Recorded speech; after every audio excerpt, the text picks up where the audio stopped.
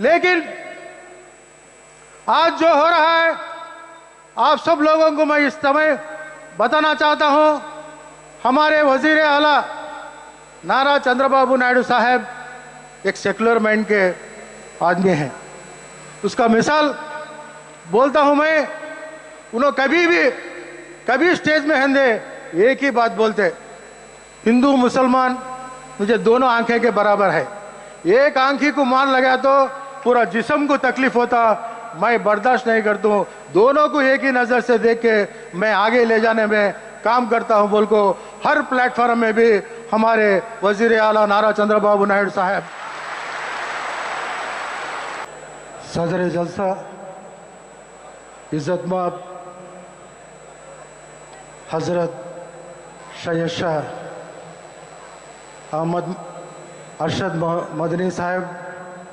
और पूरे हिंदुस्तान से आए हुए मुसलमानों, भाइयों, बुजुर्गों, दोस्तों, सबको मेरे तरफ से अस्सलाम वालेकुम रहमतुल्लाहि व बरकातुहू।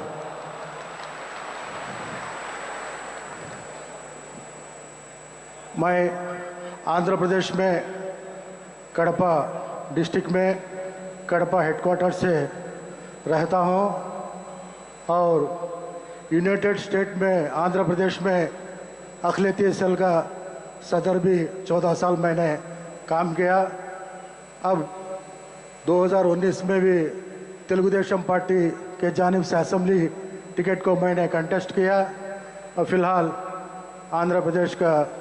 नायब सदर तेलुगु देशम पार्टी का आंध्र प्रदेश का हूँ।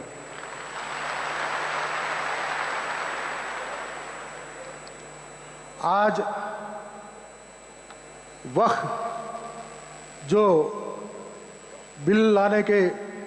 जो सेंट्रल हुकूमत तो कोशिश करती है, वो कोशिश को नाकामयाबी के लिए हम सब लोग एकता से आगे बढ़ना है।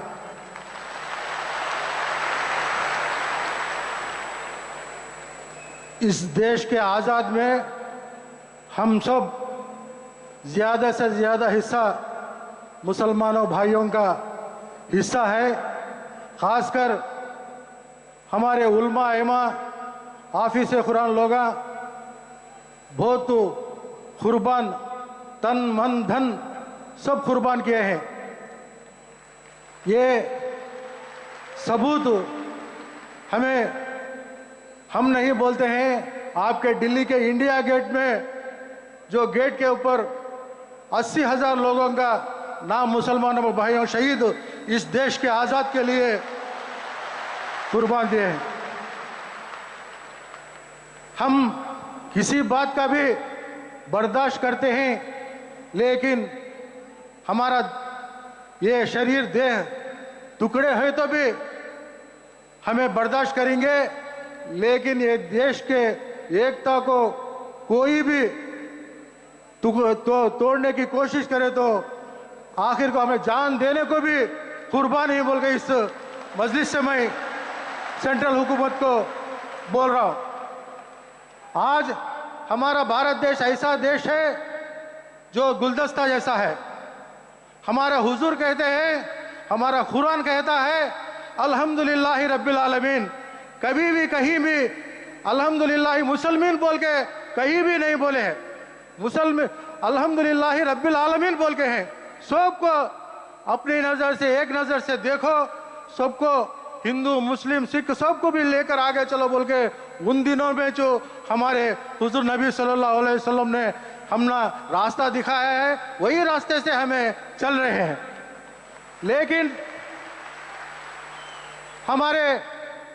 ये भारत देश की बदकिस्मती है, पिछले 10-12 साल से जो नहीं होना था वो होने की कोशिश करे हैं। लेकिन हमें मुसलमान हमारा जान इस देश के आज़ाद के लिए कुर्बान दिए हैं, लेकिन हमें कभी भी आके आपके पास हाथ नहीं फैलाए। हमें इस देश के आज़ादी के लिए, इस देश के आगाजी के लिए हमें हाथ बढ़ाए और हमारा हाथ ऐसे ही करके आज तक चले आ रहे हैं। लेकिन आज जो हो रहा है, आप सब लोगों को मैं इस समय बताना चाहता हूं, हमारे वजीर आला नारा चंद्रबाबू नायडू साहब एक सेकुलर माइंड के आदमी हैं। उसका मिसाल बोलता हूं मैं, उन्होंने कभी स्टेज में हंदे एक ही बात बोलते, हिंदू मुसलमान मुझे दोनों आंखें के बराबर है, एक आंखी को मार लगा तो पूरा जिस्म को तकलीफ होता, मैं बर्दाश्त नहीं करता हूँ, दोनों को एक ही नज़र से देख के मैं आगे ले जाने में काम करता हूँ बोल को हर प्लेटफॉर्म में भी हमारे वजीर आला नारा चंद्रबाबू नायडू साहब बोलते आ रहे हैं, करते भी आ रहे हैं। इनके हुकूमत में मुसलमानों को जो फायदा पहुंचता है, कोई भी हुकूमत में पिछले हमारे आज़ादी आने के समय के बाद जो हमारे आंध्र प्रदेश में मुसलमानों को फायदा पहुंच रहा है, मैं एक दो तीन मिसाल बोलता हूं। उन्होंने पूरे भारत देश में मौजन और पेश मामलों को हानरी के एक उनको तनख्वाह देना बोल को इज्जत माफ से हर महीना भी उन्होंने ये लागू किया है। हर महीना भी मौजन पेशमाम लोगों को गवर्नमेंट की तरफ से हानरी देना है। भारत देश में पहले लागू करे सो कौन बोले तो चंद्रबाबू नायडू साहब। और रमजान का महीना आता है, रमजान का महीना है तो जो आंध्र प्रदेश में कितने मस्जिद हैं कि हर मस्जिद को भी रमजान के महीने में जो चूना मारते कुछ रिपेयर है तो हर मस्जिद को भी हुकूमत की तरफ से कुछ ना कुछ लाख रुपए जो मस्जिद का वो ये रहता वो इससे हर मस्जिद को भी हुक्म दिया जाता था। रमजान के ईद के समय चंद्रना रमजान तोहफा बोल के हर गरीब भी रमजान की ईद खुशी से गरीब मुसलमान कर लेना बोल के हुकूमत के जानिब से हर मुसलमान को परिवार को रमजान तोहफा चंद्रना बोल के दिया जा रहा है। और खासकर जो मुसलमानों बच्चों में मुसलमानों तकवे में ज़्यादा से ज़्यादा गरीब तबका रहता है, उसमें अच्छे बच्चे पढ़ लेने वाले रहते हैं लेकिन इनके पास मालियत की हालत बराबर नहीं थी। ऐसे लोगों को जो गल्फ कंट्रीज में जाकर जो मेरिट बच्चे रहते उनके पास ताकत नहीं तो भी हर साल भी 15 लाख रुपए ऐसे बच्चों को हौसला बढ़ाने के लिए हुकूमत के मुसलमानों के लिए, सिर्फ मुसलमानों के लिए विदेशी विद्या बोल के हर स्टूडेंट को 15 लाख रुपए दिया जा रहा है। और हमारे यूनाइटेड स्टेट में जब था आंध्र प्रदेश तेलंगाना मिलकर एक हैदराबाद में ऐसा हज हाउस बनाए पूरे भारत देश में एक नमूना का जैसा था। जब हमारा स्टेट टूट गया, अलग हो गया, तो जब उस समय हमें जाकर सर हमारे को हज हाउस नहीं बोले तो जब उन्होंने आंध्र प्रदेश में 23 डिस्ट्रिक्ट्स में एक हज हाउस था हैदराबाद सिटी में। अलग होने के बाद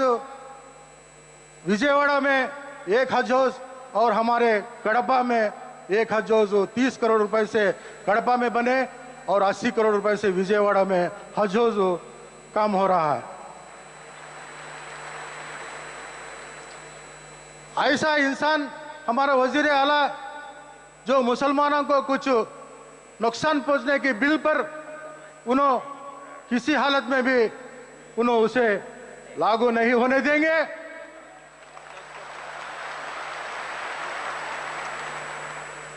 आज ये अमेंड बिल कमेटी भी आज आगाज हुई तो हमारे वजीर आला चंद्रबाबू नायडू का उनका सोच है, इसमें सोचिए, राय मशवरा लो, ये कमेटी डाल के और इसे क्या क्या है पूरे देश में फिरकर सर्वे कर लोगों की राय मशवरा लेकर उसके बाद बात करेंगे बोल के फिलहाल उन्होंने कमेटी के नाम से रोक दिया है। 3 दिन पहले हमारे वजीर आला चंद्रबाबू नायडू साहब ने अपने बयान में कहा है जो कोई भी इदारा हो, हिंदू का हो, मुस्लिम का हो और क्रिश्चियंस का हो, जो भी कोई भी इदारा हो, उसमें वही कम्युनिटी के लोग उन्होंने मेंबर होना चाहिए। गैर कौम के उसमें लाने की कोशिश करने में मैं नहीं चाहता हूं बोल के उन्होंने अपने 3 दिन के पहले उन्होंने अभी एक प्लेटफॉर्म में उन्होंने एक बयान दिया है।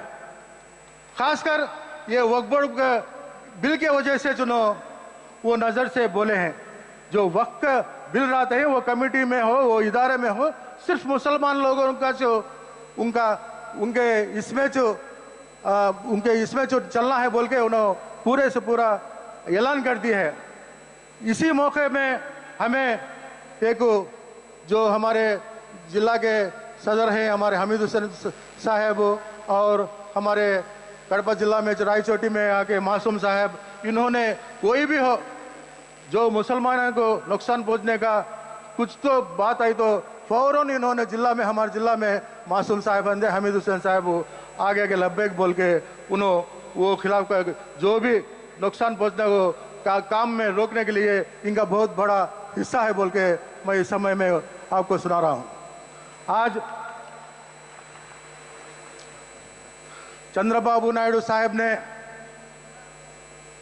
किसी हालत में भी, आप बेफिक्र रखिए, उन्होंने ज़रूर से ज़रूर ये बिल रोकने की कोशिश करेंगे। जो अपने हमारे लोगों की जो ख्यालात है वो ख्यालात को इज्जत देकर उन्होंने उसके ऊपर अच्छे पकड़बंदी से काम भी होता। मैं इस समय में एक मशवरा भी आपको लोगों को देता हूं, हमें उलमा इमा लोग, आप जैसे बड़े बुजुर्ग लोग, ऐसे लोग सियासत में आना चाहिए। सियासत में क्यों बोल रहा हूं बोले तो मैं, जो ये कानून बिल्स जो बना रहे हैं असेंबली में हंदे और पार्लियामेंट में हंदे, राज्यसभा में हंदे, हमारा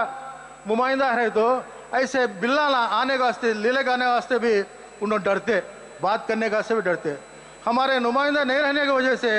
उन लोग क्या करे तो चलता ले बोल को उन्होंने कोशिश करते हैं। मैं आप लोगों से इस समय गुजारिश करता हूं, कोई भी अंधे मुसलमान भाई आगे बढ़ता है तो उसे ऊपर लाइए, उसे साथ दिए और आगे ले जाने में काम करिए। क्यों बोले तो हाँ, नई मामू से नपटा मामू बेहतर बोल के कोई भी हो, पैसा आदमी उधर है तो जरूर से गई तो कौम का जज्बा रहता हमारे में। कौन तो भी हमें क्या बोले तो भी बर्दाश्त करती बन के हमारे शरीयत के ऊपर हंदे, हमारे हुजूर के बारे में हंदे, हमारे कुरान के बारे में हंदे, कोई भी कुछ बोल दिया तो हमें क्या करने को भी जान कुर्बान देने को हंदे तैयार रहते। ऐसी मजहब रहने से हमें, मैं आप लोगों से भी गुजारिश करता हूं, ऐसे भाई लोगों को आप साथ दीजिए, ऊपर लाए कहीं को तो हमारे हालत तो ठेकड़े की हालत नहीं, इसका वो ये करना बोल के मैं ये करता हूं। आप चंद्रबाबू नायडू कड़पा में भी ऐसे ही एक 5 लाख आदमियों के एक जलसा भी बनाना बोल के सब प्लान चलता है। दिसंबर 15 तारीख को उस जलसे में भी हमारे वजीर अल्लाह चंद्रबाबू नायडू साहब को भी शामिल कर कर अपने इरादे उनके सामने पेश करेंगे। मुझे पूरा अल्लाह की तरफ से भरोसा है, चंद्रबाबू नायडू साहब इस बिल को रोकने वाला इस भारत देश में पहला इंसान रहेगा बोल के मैं आप सब लोगों को वादा देते हुए अपनी जगह रहा हूँ और जो ये मौका दिया आप सब लोगों का भी शुक्रिया अदा करते हुए अपनी जगह ले रहा हूँ। खुदा हाफिज़।